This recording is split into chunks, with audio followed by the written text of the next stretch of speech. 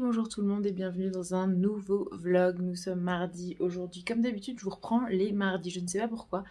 Je publie mon vlog les dimanches, mais je n'arrive pas à reprendre la caméra dès le lundi. Donc navré pour ce petit décalage de jour. Je continue mon petit challenge 14 jours, 14 livres. J'ai pris du retard puisque nous sommes mardi et que j'ai fini aujourd'hui mon livre de samedi ou dimanche, je ne sais plus. Donc celui-ci, des nœuds d'acier Sandrine Colette, que j'ai commencé. Du coup, celui-ci qui a priori serait du coup mon livre de dimanche, donc Biberon, Vodka et Déambulateur de Céline Olinsky, que j'aimerais finir aujourd'hui, ce qui fait que demain, je reprends le travail, mais j'espère quand même pouvoir finir celui-ci, peut-être en entamer un autre ce soir, le magasin des suicides qui d'ailleurs est tout petit, enfin bref, j'espère vraiment pouvoir rattraper mon retard, surtout que mon mec n'est pas là cette semaine, ce qui veut dire que typiquement, voilà, il n'y aura pas de... Enfin, pas que je perde du temps avec mon mec, c'est pas du tout la question, mais disons que quand il est là, je suis au lit un petit peu plus tard, on prend le temps de regarder une série, ou alors regarder un film, ou alors on papote, ou alors on prend un peu plus le temps pour dîner, papoter, etc. Et c'est vrai que quand il est pas là, je me fais des grosses phases de lecture, donc potentiellement je pense rattraper mon retard, mais ce qui me rassure c'est que je ne suis pas la seule, puisque les filles ont aussi pris un petit peu de retard. Alors Anne-Sophie a excellemment bien rattrapé son retard, hein, elle a lu 2 livres hier, donc moi voilà, je ne perds pas espoir de rattraper mon retard. Je vous fais du coup un petit update sur des nœuds d'acier de Sandrine Colette, édité au livre de poche. Alors vous savez que je suis une grande adepte des livres de Sandrine Colette, avec mon coup de cœur ultime qui est et toujours Les Forêts. C'est Fanny du compte Alboukine qui d'ailleurs m'a envoyé un message, puisqu'elle était avec plusieurs autres Instagrammeuses et livre-stagrammeuses, bookstagrammeuses, enfin appelez ça comme vous voulez. Elle était notamment avec Marie Lucioline Books au festival Livre en Poche, je crois que c'est le nom du festival, et ils offraient à l'entrée du salon le livre de Sandrine Colette et toujours les forêts. Donc elle m'a fait un petit clin d'œil en me disant enfin, voilà, il nous semblait que ça avait été un de tes coups de cœur, donc je suis contente qu'elle puisse l'avoir entre les mains, et voilà, potentiellement ça va être une prochaine lecture pour elle. Ici, Sandrine Colette part un petit peu sur... Alors, elle part pas complètement sur autre chose par rapport au livre et toujours les forêts. Sandrine Colette, dans ses romans, on est toujours sur cette thématique de l'homme. Alors pas l'homme et la femme, mais l'homme à l'échelle de l'humain, dans tout ce qu'il a de plus torturé, de plus violent, de plus barbare, de plus néfaste, de plus malsain. On est vraiment sur tout ce panel en fait de vocabulaire quand on parle de la négativité et de l'horreur humaine. Et là, encore une fois, Sandrine Colette ne déroge pas à la règle, puisqu'on va suivre Théo qui sort de prison au début du roman pour avoir agressé très violemment Max, son frère, qui du coup a eu une relation avec la compagne du coup de Théo, qui s'appelle Lille, et du coup il a laissé son frère vraiment dans un état de légumes en fait, et ce qui fait que son frère est maintenant dans un institut. Et quand il sort de prison, Théo décide d'aller voir Max pour un petit peu se rendre compte de l'état dans lequel il a mis son frère, et il est plutôt satisfait de l'état dans lequel il l'a mis, dans cet état de légumes, et il décide un peu sur un coup de tête voilà, suite à un événement, voilà, que je ne vous relate pas, que vous découvrirez si vous lisez ce livre. Il décide d'acheter tout le nécessaire de rando et d'aller randonner en France. Alors, dans mon souvenir, Sandrine Colette ne nous indique pas l'endroit. Elle ne nous indique pas l'endroit. Et il décide comme ça d'aller randonner sur les conseils de Madame Mignon, qui est voilà, la propriétaire d'une espèce de chambre d'hôte où il réside, le temps de trouver un petit peu les sentiers, de repérer sur une carte et tout où il veut aller randonner. Et ouais, si, c'est marqué dans le résumé, donc je peux vous le dire, je ne spoile pas. Et en fait, lors d'une randonnée, il va être kidnappé par 2 personnes, Joshua et Basile, et donc son surnom c'est Baz dans le roman, et il va se retrouver kidnappé par ces 2 vieillards, et il va se retrouver enfermé dans une cave, enchaîné au mur de la cave, et il va être traité comme un chien, mais littéralement, puisque les deux personnes en question le traitent de chien, lui donnent à manger par terre et lui font faire, enfin le traitent comme un chien et comme un esclave. Et du coup ça va être un peu ce roman, ça va être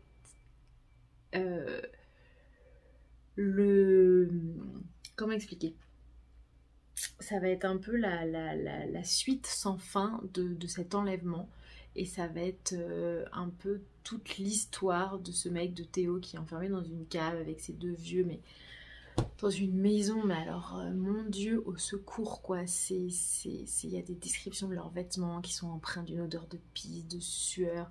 Ce sont des personnes qui se lavent pas, qui boivent énormément. Faut imaginer vraiment la dépravation humaine dans ce qu'elle a de plus horrible et de plus dégueulasse, hein. Franchement le mot, faut le sortir, c'est vraiment dégueulasse. Lui ne peut pas se laver, il a des espèces de croûtes qui suintent, enfin vraiment on se sent oppressé en lisant ce livre, et on n'a qu'une envie, c'est que le livre se termine. Pas parce qu'il est mauvais, mais parce que Sandrine Colette arrive à nous mettre dans une ambiance. Voilà, vous imaginez une cave humide, et d'ailleurs j'ai beaucoup aimé, je m'étais dit que je vous en parlerai dans le vlog. Il y a le portrait chinois du roman, ce qui va vous permettre un petit peu de comprendre voilà, de quelle histoire il s'agit. Mais on est vraiment sur une histoire il se passe pas grand chose, mais voilà, c'est vraiment une espèce de thriller psychologique où ce mec est enfermé dans une cave jour après jour, il calcule plus les jours qui passent, il se dit qu'il va mourir à n'importe quel moment, il va couper du bois sous la pluie, sous la neige, il a les articulations qui font mal, il dort sur une planche en bois avec une couverture trouée, enfin voilà, faut vraiment imaginer un peu cette ambiance sombre, humide, grise, macabre. Vraiment, j'en ai des frissons qui viennent de reparler. Bon bref, du coup le portrait chinois, des nœuds d'acier.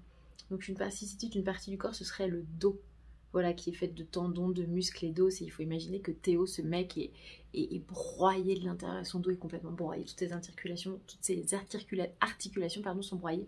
Une œuvre d'art, ce serait le cri de Munch, et complètement, je sais pas si vous voyez ce tableau, je vous le mets là, mais voilà, ce roman, c'est ce tableau, mais vraiment, hein, c'est bien trouvé.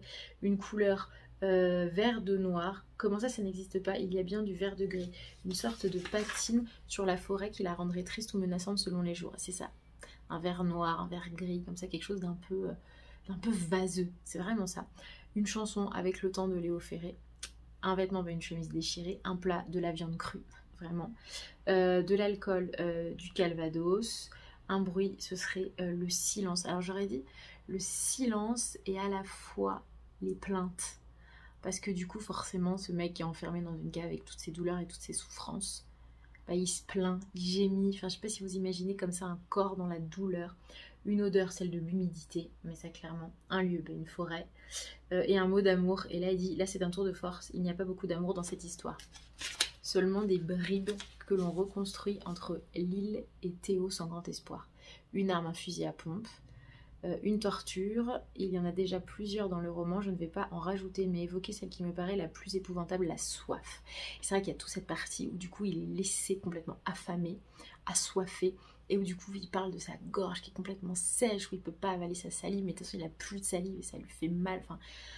Voilà, une sentence, séquestration avec violence, une devise, si j'aurais su, j'aurais pas venu. Et ça, je trouvais ça très drôle. Donc, vraiment, en fait, c'est un thriller psychologique, mais plus qu'un thriller psychologique, parce que pour moi, un thriller psychologique, il se passe des choses, il y a des rebondissements. Or là, on est sur un thriller psychologique, mais plus dans son côté contemplation, immersion, description. On ne change pas de lieu, il n'y a pas d'enquête, il n'y a pas un ennemi qui court après l'autre. Enfin, il n'y a pas cette notion, c'est un seul et même lieu, cette maison complètement délabrée, au milieu d'une forêt, avec ces deux vieux, la cave complètement humide. En plus, ces deux vieux sont complètement pauvres, ils sont complètement fauchés, ils se nourrissent entièrement de patates, et quand il n'y a plus de patates, ils mangent celles qui ont déjà un peu germé. Enfin voilà, il faut vraiment imaginer toute cette ambiance. Et c'est vraiment un livre d'ambiance, mais par contre, c'est pas une jolie ambiance, hein. C'est pas cuicui les petits oiseaux, c'est ambiance... vraiment, vraiment... Je suis... Excusez-moi, petite interruption. Il y a des nuages de poussière, mais en fait il y a des travaux au pied de chez moi, hein, comme vous le savez. Et je viens d'étendre mon linge dehors puisqu'il fait beau et je m'étais dit, est-ce que c'est une bonne idée? sachant qu'il y a des travaux à quelques mètres, que potentiellement je vais me choper des poussières sur mes fringues en train de sécher. Et là je viens de voir un nuage de poussière monter. Bref, parenthèse fermée. Donc je vous le conseille vraiment, si vous ne connaissez pas Sandrine Colette, allez-y, foncez, c'est une autrice mais qui ne vous laissera absolument pas indifférent. Et commencez par Et toujours les forêts, pour moi c'est son meilleur roman. Enfin, c'est son meilleur roman de ce que j'ai lu en tout cas. Du coup, j'ai commencé, parce que j'avais besoin d'un petit peu de douceur, hein, vous comprendrez bien, Biberon, Vodka et Déambulateur de Céline Olinsky, édité chez Charleston Poche. C'est la suite de Rupture, Tarot et Confiture, où on va retrouver Camille qui est une jeune femme pleine d'entrain mais bourrée d'angoisse et qui, comment dire, est tellement maladroite, est tellement maladroite. Et là, du coup, on va la retrouver avec une sacrée enquiquineuse qui est Madame, comment elle l'appelle? Alors, elle l'appelle Gerbille, parce que du coup, c'est un peu le surnom. Non, c'est pas son surnom. Non, c'est vraiment le prénom. Et elle s'appelle Madame Bergeoise, quelque chose comme ça. Enfin bref, du coup, je suis vraiment au tout début. Hein. J'ai lu 30 pages sur 260. Donc j'en suis au tout début, mais je sens que ça va être très bien. Ça va passer très bien, c'est frais, ça fait du bien. Voilà. Après ça, c'est exactement ce qu'il me fallait. Voilà, petite comédie pétillante autour de thèmes comme l'amour, la confiance en soi et la vieillesse. Voilà, c'est juste parfait. Voilà, donc pour les petites news et lectures du début de semaine, je ne suis pas allée à ma boîte aux lettres aujourd'hui. Je vais y aller juste après. Si j'ai des réceptions, peut-être que je vous filmerai un petit bout ce soir. Et sinon, je vous reprends plus tard dans la semaine. Gentelet, le magasin des suicides, qui fait 155 pages. J'en suis page 109. J'aimerais vraiment le terminer ce soir pour enchaîner sur autre chose. Demain, j'ai les cheveux, oh là là, bref, c'est pas grave. Du coup, le magasin des suicides, alors il me semble qu'il y a eu une adaptation en dessin animé, je crois, il faudrait que je vérifie. Mais on est sur un univers vraiment très très drôle et très caustique, à savoir que du coup Mishima et Lucrèce, donc Mishima c'est un homme et son épouse du coup Lucrèce, tiennent avec leurs enfants, donc il y a Vincent, il y a Alan et il y a comment elle s'appelle Marilyn, voilà, tiennent du coup le magasin des suicides comme son nom l'indique, et en fait les gens viennent les voir. Et en fonction de la façon dont ils veulent mourir, se suicider, du coup la famille leur fournit de quoi faire. Donc soit une corde, soit du poison animal, soit un pistolet avec une seule balle, soit, enfin peu importe en fait, un sabre, enfin voilà, dans ce magasin vous pouvez trouver mille et une façons de vous suicider, et du coup cette famille vous fournit de quoi le faire. C'est assez drôle, moi j'ai trouvé que l'univers faisait vraiment beaucoup penser à la famille Addams, et cette famille me fait beaucoup penser à la famille Addams. C'est très noir et ils adorent écouter, en fait tout est très négatif dans cette famille. Ils adorent écouter la radio, les faits divers, les informations, il se passe toujours des catastrophes. Faut pas qu'il y ait de couleurs chez eux, il faut pas qu'il y ait de chansons rigolotes, il faut pas qu'il y ait voilà, tout n'est que noirceur, tout dépérit, enfin vraiment voilà, vous imaginez la famille Addams tenant le magasin des suicides, et clairement c'est ça, sauf que au sein de cette famille, donc du coup il y a le petit Alan qui zozote, qui du coup lui est un petit être très très très positif, qui aime écouter dans sa chambre des chansons très entraînantes, qui sourit, qui aime la vie, qui aime les choses, et du coup il va complètement à l'encontre de ce que du coup veut lui céder ça à sa famille, c'est-à-dire le magasin des suicides est quelque chose de très sombre et de très négatif. Donc vraiment, enfin je passe un excellent moment, je trouve l'idée de l'histoire excellente, et je sais pas, les personnages, ouais, c'est un peu entre la famille Addams, l'étrange Noël de Monsieur Jack, enfin voilà, c'est vraiment cet univers là, et voilà, et ce petit Alan en fait qui représente la joie de vivre, qui va complètement à l'encontre de son éducation suicidaire et mortelle. Donc vraiment je passe un super bon moment. Je sais pas si vous l'avez lu, en plus j'ai l'impression que c'est pas non plus un roman récent, ouais, 2017, donc vraiment j'arrive complètement après tout le monde, donc je suppose que beaucoup d'entre vous l'ont lu, mais dites-moi ce que vous en avez pensé, parce que vraiment j'aime beaucoup. Et après du coup ce livre, j'aimerais enchaîner avec Cabossé de Benoît Philippon, que m'avait offert Manon, les lectures de Manon, donc Benoît Philippon, pour rappel, c'est l'auteur de Mamie Luger, Luguerre, voilà, il y a plusieurs prononciations. Et très récemment, j'ai acheté son dernier roman qui s'appelle Petiote, que je n'ai pas encore lu. Réception, les amis, réception. On va commencer par celui-ci. C'est un chat. Oh oui. Ah oui, oui, oui, oui, oui. Trop bien. Alors, en fait, pour la petite histoire, oh, j'adore ce genre d'endroit. Pour la petite histoire, alors, je l'avais déjà en brochet. Donc, il s'agit de la maison de l'orchidée de Lucinda Riley. Pardon, excusez-moi pour le... Hop là, pour le reflet. Et désolée aussi pour les ongles qui ne sont plus clairement en état. Bon, bref. Je l'ai déjà en brochet. Sauf qu'en fait, les Lucinda Riley, j'aime beaucoup les avoir en poche. Ce qui fait que les brochets, je les donne. Enfin, les rares que j'ai, je les donne. Et voilà. Et je refais toute ma collection en poche. Et j'avais très très envie de relire celui-ci. Je vous relis le résumé. Wharton Park. Julia Forrester n'a jamais oublié les étés idylliques de son enfance, passés à arpenter la somptueuse propriété où son grand-père prenait soin des plantes exotiques, si rares dans cette région du Norfolk. Aussi est-ce tout naturellement qu'elle vient y chercher refuge, après le terrible drame qui a bouleversé sa vie. Mais si ces terres sont chargées de souvenirs, Julia ne tarde pas à découvrir qu'elle abrite également bien des secrets. C'est dans le journal intime, tenu dans les années 40 par son aïeul, qu'elle perce peu à peu le mystère d'une histoire d'amour qui a presque détruit le domaine plus de 50 ans auparavant. Donc destin croisé, deux familles ravagées par la guerre, un roman étourdissant entre Europe et Asie, double temporalité, tout ce qu'on aime chez Lucinda Riley. Et j'adore. À Vienne, j'avais visité une serre aux papillons qui est exactement comme ça. Bon, je pense pas que ce soit celle de Vienne. Je sais pas où ça a été pris. J'adore ce genre de lieu, j'adore. Et enfin vraiment la couverture, je la trouve vraiment, vraiment sublime. Merci beaucoup les éditions Charleston pour cet envoi. Une réception de la part de Hugo Roman. Est-ce qu'à ma tête réjouie, vous devinez de quel livre il s'agit?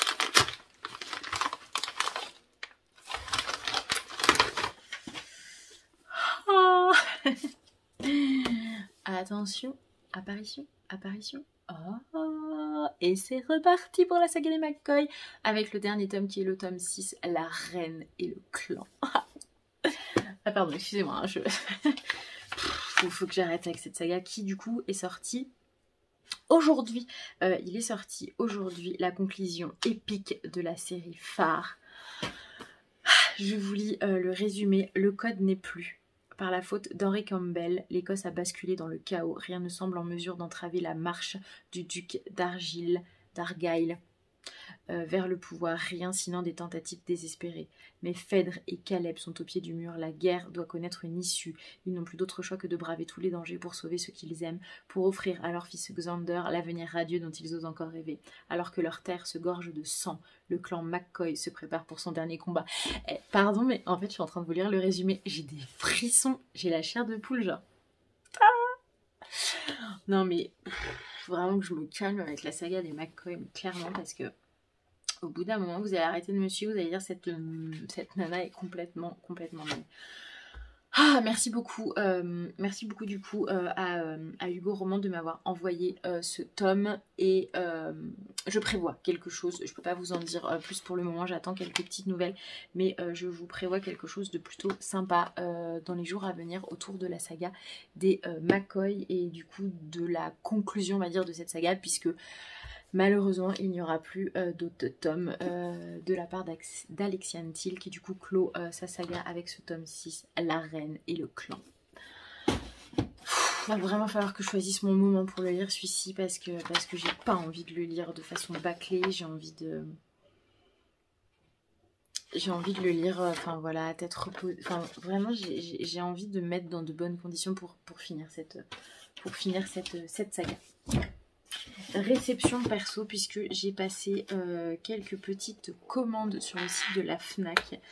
Alors il y a des livres qui ne sont pas pour moi, donc que je ne vais pas vous présenter. Ah bah celui-ci par exemple, je peux vous le présenter. Oh là là, elle est trop belle. Ah mais la couverture est trop belle. Bon, par contre le livre est un peu abîmé sur la couverture. c'est pas grave. Il s'agit donc du dernier tome du dernier tome de la saga Blackwater, donc le tome 6. Et il s'agit de Pluie. Ouais, vraiment, avec la lampe que j'ai, c'est le rendu est quand même pas terrible, mais je sais pas si vous rendrez compte de... Regardez comme c'est beau, ces petites fleurs là. Pluie. Va-t-il y avoir une nouvelle crue? J'ai l'impression qu'il y a... Alors, analyse, hein, du coup, suite à l'inspiration Manon, les lectures de Manon qui analysent les couvertures pour savoir de quoi il en retourne. Alors, il y a des ampoules cassées. Il y a comme une bague là, de fiançailles, des ampoules cassées. Vous avez une femme qui du coup est dans le fleuve, j'imagine, perdue d'eau. Là, vous avez une clé, le haut de la clé, hop, et qui se termine là avec le 6. Bon, désolé, vous voyez pas grand chose parce que clairement, avec la lumière, c'est bof. Mais je sais pas, est-ce que du coup, l'un des personnages va repartir dans son état naturel, sans vouloir vous en dire trop. Et en même temps, là, le résumé est en forme de cercueil, qui veut dire cercueil, veut dire décès. Donc à voir. Et normalement je dois lire du coup ce tome 6 en lecture commune organisée par Marie-Lucioline Books. Je ne sais plus quand est-ce qu'elle organise la lecture commune de ce tome 6, mais je me demande si ça commençait pas aujourd'hui. Il faut que je vérifie ça. Donc voilà pour cette petite commande. Seconde commande Fnac. Alors les deux que je peux vous présenter, donc déjà... celui-ci, Tout quitter, d'Anaïs Vanel. Je ne sais pas si vous vous souvenez, dans le vlog précédent, je vous parlais d'un podcast que j'ai découvert, lancé par Laurie Tillman. Enfin, il existe depuis un moment, mais je sais pas pourquoi j'en avais pas eu connaissance. Podcast qui s'appelle Comment tu fais. Et du coup, dans le dernier podcast, elle invitait l'autrice, donc Anaïs Vanel, Tout quitter. Et ce sont en fait... Alors, il est calé dans la catégorie roman français. Moi, j'ai pas l'impression que ce soit un roman, puisque on est voilà, sur des petits textes comme ça au fil des pages qui sont plutôt des pensées philosophiques écrites par du coup Anaïs suite à un changement de vie de sa part. Je vous lis le résumé pour que vous puissiez comprendre. Un jour, j'ai acheté un berlingot. J'ai mis quelques cartons dans le coffre et je suis partie. J'ai pris la route comme ça. Après ma journée de boulot comme on part en week-end. J'ai avalé les kilomètres en écoutant King of the Road de Roger Miller. Et enfin les pins, les dunes, les embruns, l'appartement. J'ai éventré les cartons, trouvé mon maillot de bain et je suis allée me jeter dans les vagues. Au rythme des saisons et des vagues de la Sud, la grande plage près de laquelle elle vient de s'installer, Anaïs retrouve les souvenirs qui habitent en elle.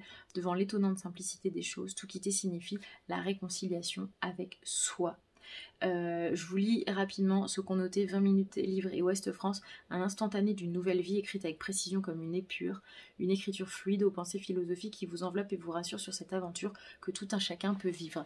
Et la façon dont... Enfin, déjà, je trouve que l'expérience de tout quitter, on en parle beaucoup depuis quelques années. Et enfin voilà, hein, vous connaissez l'état du monde, l'état de la planète, l'état des relations humaines en règle générale. Et clairement, parfois, ça donne envie de revoir un peu ses priorités et de tout quitter. Comme du coup, son nom l'indique, ça apporte beaucoup de fraîcheur. Je pense que je vais corner beaucoup de pages. Je pense que ces mots vont beaucoup me toucher. Et voilà, j'avais vraiment envie de découvrir ce livre. Et clairement, le podcast de Laurie Tillman m'a vraiment donné envie de découvrir ce livre. Donc voilà, je vous en dirai des nouvelles très très très vite. Et l'autre livre que je vais vous présenter est Un craquage sans nom. C'est en partie Estelle, petite lectrice, qui m'a incité à craquer sur cette saga, puisque je savais que du coup je terminerais la saga des McCoy, saga complètement addictive, saga que j'adore, sur fond de romance. Voilà, clairement, je vous avoue, ça me fait un bien fou quand j'ai besoin de m'échapper, de poser un peu ma tête et de me plonger, de me projeter dans quelque chose vraiment où je vais être bien, juste bien en fait. Et du coup j'avais besoin d'une nouvelle saga où je pouvais retrouver ces sensations de plénitude, de projection, de juste, voilà, enfin je sais pas si vous voyez un peu, c'est pas que je suis pas bien quand je lis d'autres livres, mais là ce genre de livre, la saga des McCoy et la saga que je vais vous présenter, c'est juste on respire, on laisse tomber, et clairement on a envie de vivre l'histoire qu'on est en train de lire, on a envie d'aller dans ces paysages. Moi j'avais envie d'aller en Écosse, j'avais envie de faire partie d'un clan, enfin voilà, vraiment une vraie projection. Voilà. Hadès et Perséphone, tome 1, A Touch of Darkness, de Scarlett Sinclair. Et je trouve ça classe, Scarlett Sinclair. Je suis sûre que c'est un pseudo en plus. On peut pas en vrai s'appeler Scarlett Sinclair, c'est beaucoup trop classe. Mais c'est possible hein, de s'appeler en vrai Scarlett Sinclair. Je vous lis le résumé, mais vous en avez déjà forcément entendu parler. Donc c'est une saga qui en plus est éditée par Hugo Roman dans leur catégorie New Romance. Je lis pardon le résumé sur Scarlett Sinclair, qui en fait a l'air d'être vraiment son vrai nom, est titulaire d'une maîtrise en on la refait, en bibliothéconomie et en sciences de l'information et d'une licence en écriture anglaise. Elle est obsédée par la mythologie grecque, les meurtres mystérieux et la vie après la mort. L'auteur à succès Scarlett Sinclair nous offre une interprétation sombre et captivante du mythe grec d'Hadès et Perséphone. Mais bon, j'imagine que vous aviez compris. Après s'être installée à Nouvelle-Athènes, la jeune déesse Perséphone espérait mener... Oh là. La fatigue commence à pointer le bout de son nez. Après s'être installée à Nouvelle-Athènes, la jeune déesse Perséphone espérait mener une vie discrète dans la peau d'une journaliste mortelle. Tout change lorsqu'elle s'assied pour jouer une partie de cartes avec un étranger hypnotique et mystérieux dans une boîte de nuit branchée. Après sa rencontre avec Hadès, Perséphone se retrouve liée par un contrat avec le dieu des ténèbres dont les conditions sont impossibles. Perséphone doit créer la vie dans le monde souterrain ou perdre sa liberté à jamais. Alors qu'elle s'efforce de semer les graines de sa liberté, son amour pour Hadès grandit, un amour à la fois envoûtant et interdit. Voilà, ça va me plaire et ça va vraiment me faire du bien après des journées sous pression. Voilà pour les réceptions. Autre réception. De la part, je dis de la part, c'est pas un partenariat, j'ai commandé moi-même avec mes propres sous parce que voilà, on en a déjà parlé, mais j'aime soutenir les petits créateurs, les personnes qui trouvent leur voie et qui le partagent, qui ont des valeurs, qui font les choses bien et je sais pas, moi j'ai envie de les soutenir et de plus en plus quand je vois passer ce genre de choses sur Instagram, j'enregistre et je me dis voilà, un jour si j'ai des cadeaux à faire ou si j'ai envie de me faire un cadeau à moi-même, j'irai piocher dans ces petits artisans créateurs que j'ai repérés. Et donc là il s'agit de Lucie de l'atelier de Fadette que je vous présentais il y a un moment puisque quelqu'un a mentionné mon nom dans une story, j'irai voir après. Et en fait, Lucie m'avait contactée il y a quelques mois maintenant, au moment où j'étais enceinte, je sais pas si vous vous souvenez. Je vous remettrai le lien de ce vlog en barre d'infos et elle m'avait proposé de m'envoyer des bougies et des petits chaussons. Oh, trop mignon, que d'ailleurs j'ai déjà mis à mon petit chat écossais avec des motifs écossais, tout dufteux à l'intérieur, bref. Et Noël approchant, j'avais envie en fait à la fois de me faire plaisir pour maintenant, puisqu'elle a sorti de nouvelles senteurs de bougies, et à la fois pour voilà, faire plaisir à mes proches. J'avais envie voilà, de commander ces articles. Voilà, donc elle m'a laissé un petit mot. Je vais pouvoir vous en dire un peu plus du coup sur voilà, le colis. Je vais tout vous présenter. Non mais regardez-moi ça comme c'est trop chou, trop bien présenté. J'adore ça. Regardez, mais c'est trop mignon. Regardez ça. C'est des petites 1, 2, 3, des petites allumettes. Non mais regarde, dans une petite... C'est beaucoup trop chou. Lucie, c'est beaucoup trop chou. Donc là, elle me remet... voilà, alors ça, j'aime beaucoup. Parce que du coup, elle remet à chaque fois le descriptif. Et c'est ce pourquoi je suis vraiment fan de ce qu'elle fait. Puisque pour rappel, ces bougies végétales sont en cire de... Oh là bougies végétales sont en cire de soja 100% végétal, naturel, vegan, biodégradable, fabrication européenne. Les fragrances sont élaborées par un parfumeur français à Grasse. Les mèches sont en bois de cerisier, légèrement crépitantes ou en coton, sans traitement chimique, non blanchi, conforme aux normes européennes. Enfin voilà, vous voyez un petit peu l'idée. 180 grammes du coup dure environ 45 heures. Donc ça, je trouve ça génial, le truc 45 heures c'est énorme pour 180 grammes, bref.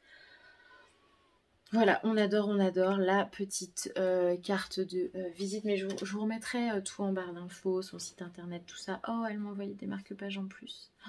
Oh là là, complètement automnal, donc recto, verso.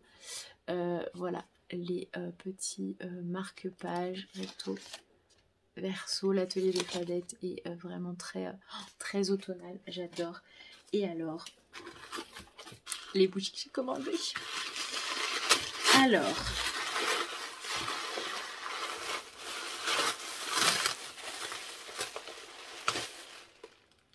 Alors, je vais découvrir, je connais pas les nouvelles senteurs, hein, donc je vais découvrir en même temps que vous. Alors déjà, là, on est sur... oh là là, oh ça sent bon. Une bougie qui s'appelle Arthur. Donc, pour information... Oh là, bah, je suis en train de perdre ma voix. Pour information, elle a deux types de bougies. Elle a des bougies, du coup... Alors, Alors, attendez, je crois qu'il y en a une pour moi, du coup, que je peux... non, c'est celle-ci pour moi. Oh, je sais plus. Bon, c'est... Voilà, alors déjà c'est présenté comme ça, je vais pouvoir le remettre au pire si je l'offre celle-ci. Donc elle a des bougies qui sont, donc ça c'est 160 grammes, qui sont en verre, et elle a des bougies comme ça en métal doré qui font 180 grammes, et elle a mèche du coup en bois de cerisier et mèche en coton. Là du coup, pardon. Ça sent bon. Promenade automnale, c'est frais. Oh là là là là. Comment je vous décrirais ça? Comment je pourrais vous décrire ça? Ah, c'est dur à décrire. Ah, ça sent bon. Ma promenade automnale, enfin, je sais pas, c'est frais, c'est... Ça sent la nature, ça sent... Je vous mettrai en description les senteurs, les fragrances des bougies. Donc là, on est sur promenade automnale. Là, je crois qu'Arthur, c'était plus un peu feu de cheminée. Oh, mais c'est carrément ça. Si à un moment je m'évanouis, vous étonnez pas, c'est que j'ai hyperventilé, que j'ai trop senti tout ça. Ah là là. Ah là là, cette odeur. Écoute Lucie, si tu passes par là...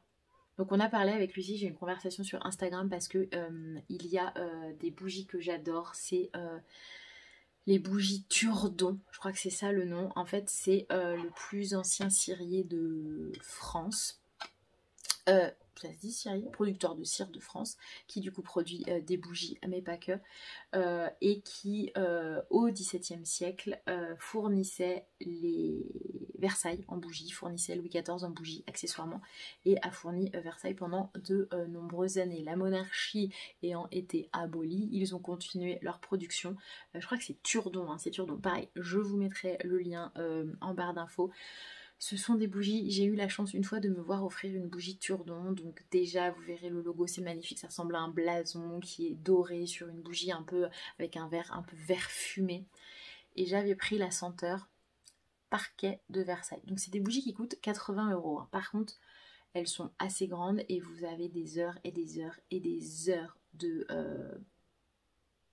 consommation de bougies, enfin voilà, vous pouvez la brûler pendant 80 heures.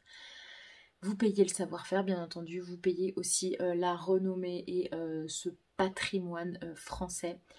Et vraiment, si j'associe la bougie Parquet de Versailles avec cette bougie qui clairement sent le feu de cheminée, je me retrouve dans la chambre de Marie-Antoinette entre un feu de cheminée et son parquet très récemment lustré. Non mais ça sent le feu de cheminée, un truc de dingue.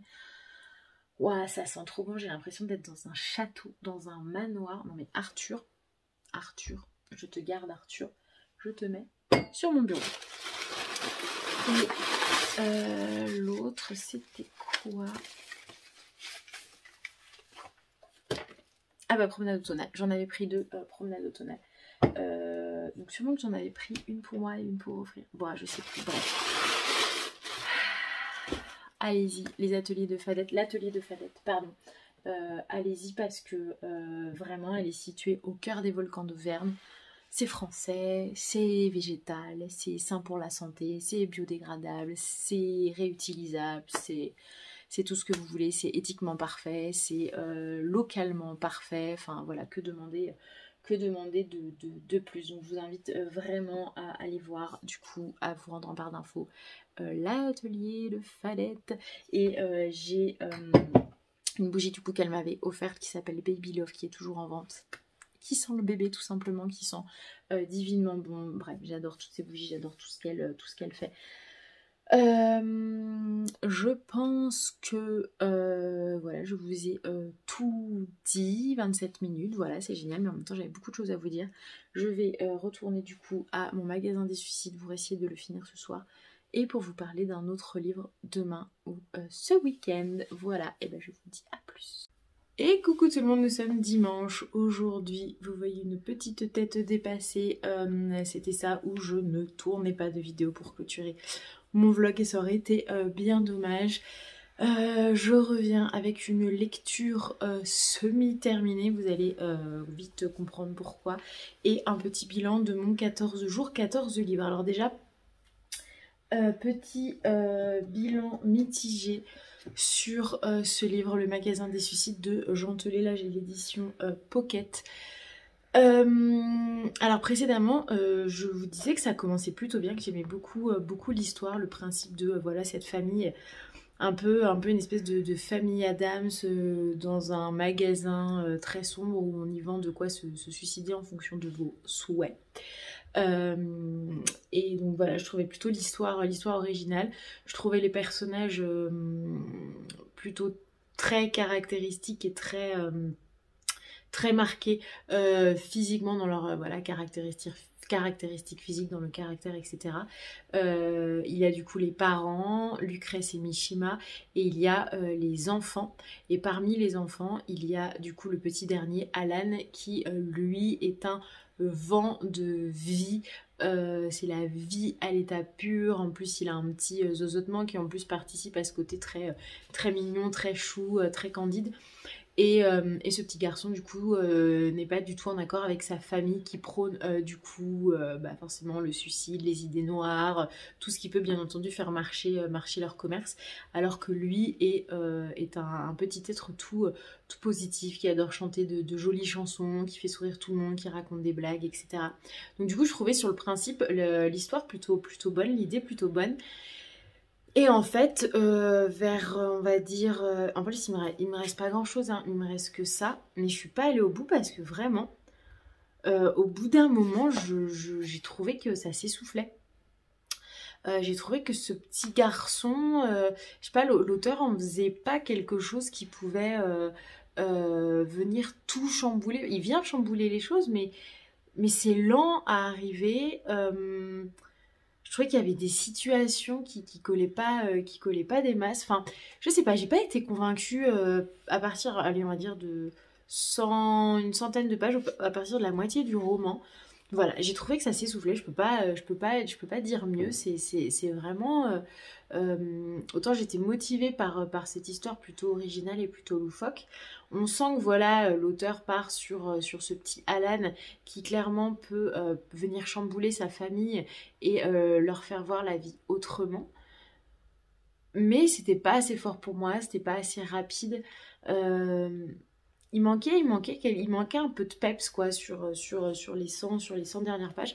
Je ne sais pas comment ça se termine, mais vraiment j'ai arrêté ma lecture parce que je m'ennuyais à partir de la moitié du livre. Alors j'ai quand même poussé jusqu'à la page 130, mais voilà, j'en ai parlé à mon mec qui l'avait lu, qui l'a lu du coup il y a un moment. Et pareil, il a eu ce même sentiment. Donc, je sais pas ce que vous en avez pensé. Et j'irai voir si du coup il me semble qu'il y a une adaptation animée de ce livre et j'irai par curiosité la regarder. Bilan du coup de ce 14 jours, 14 livres. Alors ce qu'il faut savoir c'est que j'ai repris le travail, donc comme je vous le disais mercredi dernier, qu'entre temps il y a eu ma belle maman qui est arrivée. Donc c'est sûr que les deux combinés, j'ai eu un peu moins de temps de lecture que je ne le pensais. Toujours est-il que j'ai quand même lu en 14 jours du coup 1, 2, 3, 4, 5, 6, 7, 8 livres. Et le 9e, celui-ci que je vais lire aujourd'hui, donc il s'agit de L'ombre du crépuscule de Rachel Kane, le 3e tome de la saga de Rachel Kane, du coup que m'a envoyé très gentiment Mylène des éditions Archipoche. Du coup donc je vais lire celui-ci aujourd'hui. J'ai lu du coup de Sandrine Colette Des nœuds d'acier qui a été un petit coup de cœur. Pas d'ombre sans lumière de Dorothée Catoun. Ah oui, alors non, je me suis trompée, j'ai sorti Luna de Serena Giuliano, mais c'est pas celui-ci que j'ai lu, c'est Ciao Bella. J'ai lu du coup Biberon, Vodka et Déambulateur de Céline Olinsky, Le magasin des suicides, L'orage qui vient de Louise May. J'ai lu du coup Et puis fuck, on n'a qu'une vie, et j'ai lu L'homme qui plantait des arbres. Donc en soi, et il me reste du coup quand même à lire Cabossé de Benoît Philippon, La librairie de l'île de Gabriel Zévin, Un peu plus d'amour que d'ordinaire d'Emily Blaine, Mademoiselle Papillon et Témoin indésirable d'Agatha Christie. Le bilan du coup est plutôt... Alors on va dire qu'il est mitigé dans le sens où vraiment je pensais que j'arriverais à lire on va dire 10-11 livres, potentiellement j'en ai lu 9. Je vous dis potentiellement puisque à voir si du coup le Rachel Kane j'arrive à lire dans la journée aujourd'hui. Mais voilà, toujours est-il qu'il y a eu voilà, les aléas du quotidien qui font que forcément les temps de lecture sont plus ou moins là en fonction des jours, en fonction de ce qui se passe. En tout cas ce que je retiens c'est que clairement en me mettant cet objectif, alors je vous rappelle quand même que de base mon envie vient du coup de ce qu'organise Louise assez fréquemment dans l'année, le défi du coup 7 jours 7 livres. Comme je n'arrivais pas à choisir 7 jours, je me suis dit bah allez je mets 14 livres, ça fera 14 jours 14 livres. Du coup mon objectif était clairement de faire diminuer ma palle, donc en lisant 9 livres en 14 jours, j'estime que je l'ai quand même bien fait diminuer. Après ce que j'en retiens c'est que clairement en me mettant cet objectif, vraiment ça me permet d'accélérer mon rythme de lecture sans me forcer. Je me disais pas oh là là allez vas-y il faut que j'y aille, enfin vraiment j'y allais avec envie, donc c'était pas du tout une contrainte, et au contraire ça a été plutôt bénéfique parce que voilà, de me mettre ce défi, ça m'a permis donc comme je disais de lire plus vite et de lire beaucoup plus, et je me suis dit mais en fait tu peux lire beaucoup plus que tu ne le fais habituellement si voilà tu te mets un peu un coup de pied où je pense, donc plutôt cool. Ça m'a permis du coup de sortir des livres que je pense je n'aurais pas sorti tout de suite parce que c'est vrai que les services presse je reçois surtout beaucoup de brochets, ce qui fait que je laisse quand même pas mal de côté les poches puisque je lis en priorité les services presse.